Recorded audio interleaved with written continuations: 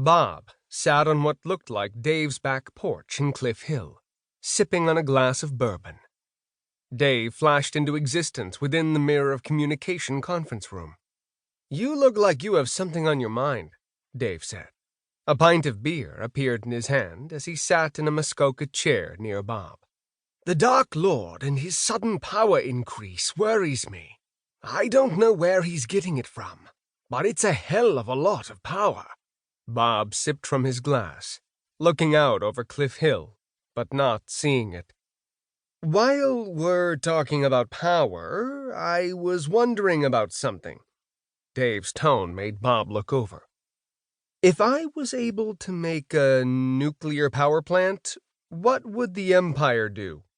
Bob's eyebrow raised in surprise before he chuckled. "I should stop being surprised by your actions at this point." Dave might not be his child, but he was as proud of him as a father might be of his son. "The Jucal will look into explosions that are over a megaton. They will also look into any massive nuclear decay emissions. Even all of the armor dissipating at Devil's Crater wasn't enough to set off sensors, because they released so quickly and weren't all at the same time. If they had been at the same time, or a constant release over a few hours, then the AIs might have picked it up. What are you thinking?" "I could use runes to dissipate that energy and stop the Jucal from sensing it, though, right?" Dave asked. "Yes," Bob agreed. "Okay, well, I'm thinking about a lot of things. The biggest one right now is that when I destroy one of my conjurations, it falls apart in nuclear decay. If I was to slow down the breakdown of that process, I could make a nuclear reactor. As I was thinking about that, I figured that I might be able to make a fusion reactor.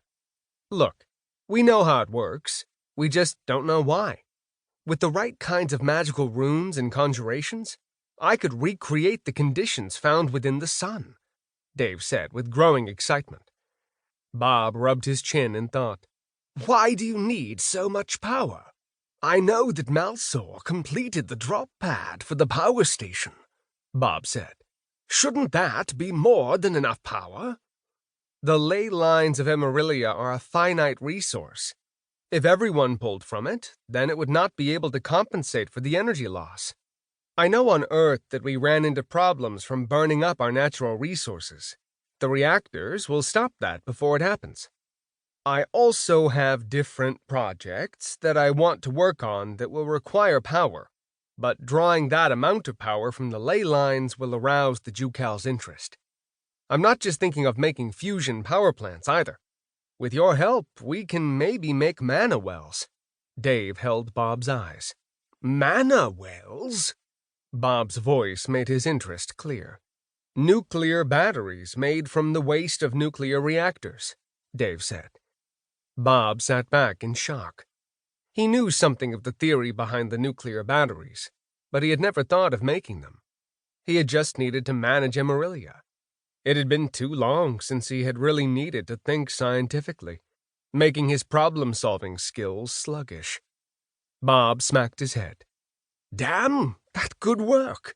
They don't give off radiation at levels that would be detected. But if you, say, rigged up a conversion box, maybe code in something that changed that decay, waste, heat, and such, and turned it into mana." Bob whistled. "That was what I was thinking," Dave said, getting excited. "So, what's your plan?" "First, I need to train up other people to code. Doing this all by myself isn't simple, and I have too many projects. Why is it when I learn something, I always feel that there's so much more to figure out?" Dave released a suffering sigh and leaned back into his chair.